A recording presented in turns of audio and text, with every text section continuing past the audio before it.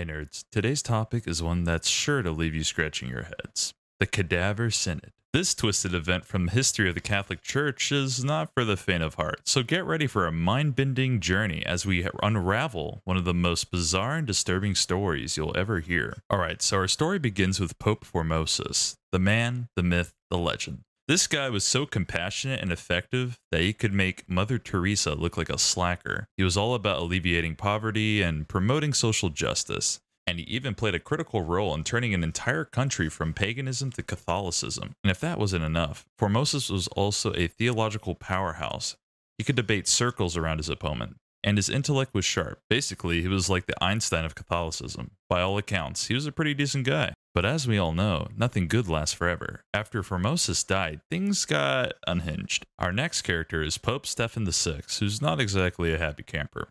He's got a bone to pick with Pope Formosus. You see, Stephen VI is pretty ticked off that Formosus had the audacity to disagree with him on a theological issue. I mean, how dare he? Who do you think he is? The Pope or something? But instead of just letting it go like a normal person, Stephen VI decides to take things to the next level. Alright, so picture this. It's the 9th century, and you're the Pope Formosus. You're just minding your own business, being dead. When your arch nemesis, Stephen VI, suddenly shows up, and he's all like, "Hey Formosus, I heard some pretty nasty rumors about you after you died." And you're just like, but Stefan isn't buying it. Nah, we're gonna have to put your corpse on trial to get to the bottom of this. And before you know it, you're exhumed, dressed up in the Pope's robes, and put on trial. Now you might be thinking, but Will, how do you put a dead guy on trial? Well, my dear viewer, that's an excellent question.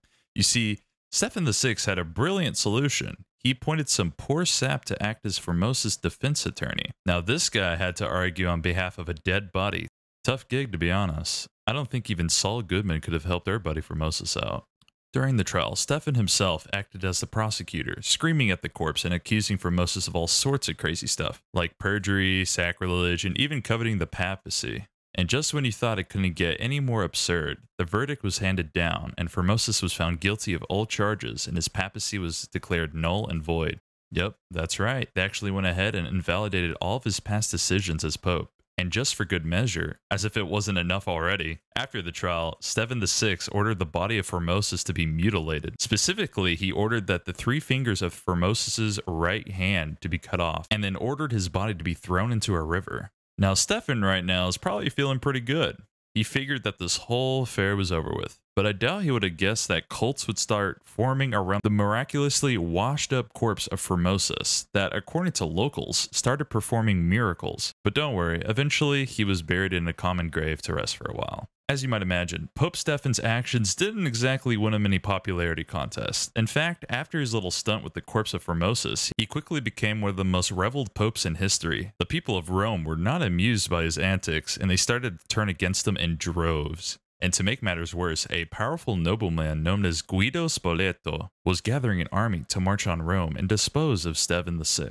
And when Guido's army arrived, they promptly arrested him, put him on trial, and then strangled him to death in his cell. So in the end, Stephen's obsession with Formosus ended up being his downfall. But that wasn't the end of it. No. Fast forward 3 months, and another pope, Theodore II, was like, hey, maybe we shouldn't be treating our former leaders like they're punching bags, and decided to give Formosus another posthumous trial, where they gave the poor guy's corpse a chance to defend itself. And hey, wouldn't you know it, Formosus was found not guilty, and he was later buried in St. Peter's Basilica. And then there was another pope, John IX, that confirmed what Theodore did and disallowed any future trial of this poor man's dead body. But hey, I guess it didn't mean anything, because incredibly, another pope, Sergius III, reversed the decision of Theodore and John and reaffirmed his convictions, once again invalidating all of Formosus's ordinations and reopening the rift within the church. His reason being that he was a violent hater of Formosus, and apparently had plenty of those. And well, that's the roller coaster ride of the Formosus saga for you. Just when you think justice has prevailed and Formosus has finally been exonerated, another pope just comes along and undoes everything. It's like a never-ending game of papal ping pong. But hey, at least Formosus got a nice burial in the end. So there you have it, folks. The Cadaver Synod, a shining example of how even the most powerful institutions can be reduced to absurdity when people get a little too obsessed with their own power.